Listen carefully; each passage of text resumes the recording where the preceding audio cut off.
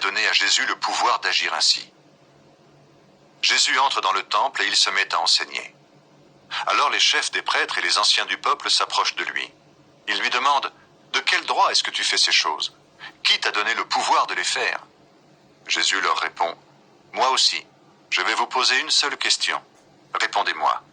Ensuite, je vous dirai de quel droit je fais ces choses. »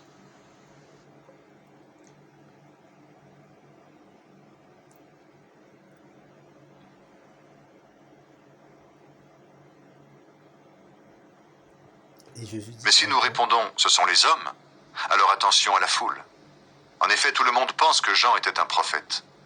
C'est pourquoi ils répondent à Jésus « Nous ne savons pas. » Et Jésus leur dit « Moi non plus, je ne vous dis pas de quel droit je fais ces choses. » L'histoire des deux fils. Jésus dit encore « Qu'est-ce que vous pensez de cette histoire? Un homme a deux fils. Il dit au premier « Mon fils, va travailler aujourd'hui dans la vigne. » Le fils répond « Je ne veux pas. » Plus tard, il regrette sa réponse et il y va. Le père dit la même chose au deuxième fils. Le fils répond « Oui, père, j'y vais. » Mais il n'y va pas. Lequel des deux fils a fait la volonté du père? Les chefs religieux lui répondent « C'est le premier. » Jésus leur dit « Je vous le dis, c'est la vérité. Les employés des impôts et les prostituées entrent avant vous dans le royaume de Dieu. En effet, Jean-Baptiste est venu à vous en montrant le chemin juste, et vous ne lui avez pas fait confiance. Pourtant, les employés des impôts et les prostituées lui ont fait confiance. Vous avez bien vu cela, mais ensuite, vous n'avez pas changé votre cœur pour faire confiance à Jean. La confiance. La confiance. La confiance. Très très important, la confiance. C'est comme ça qu'on va continuer.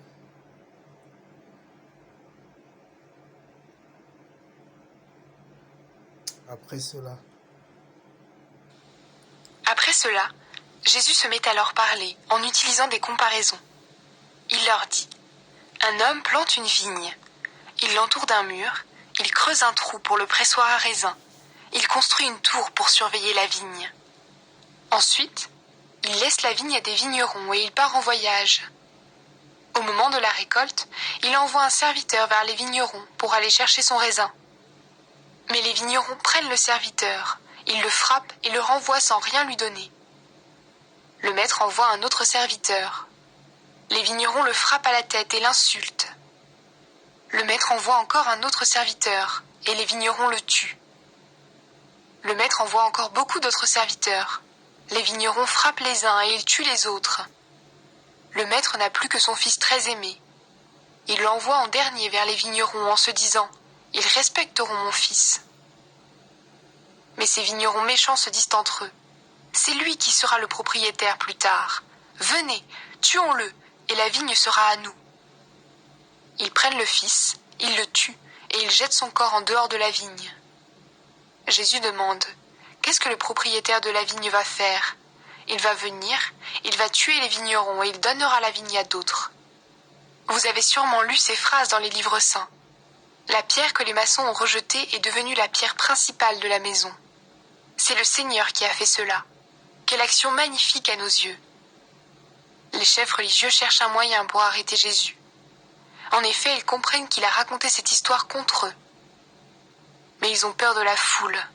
Alors ils laissent Jésus et s'en vont. Amen. Est-il permis de payer l'impôt à l'empereur?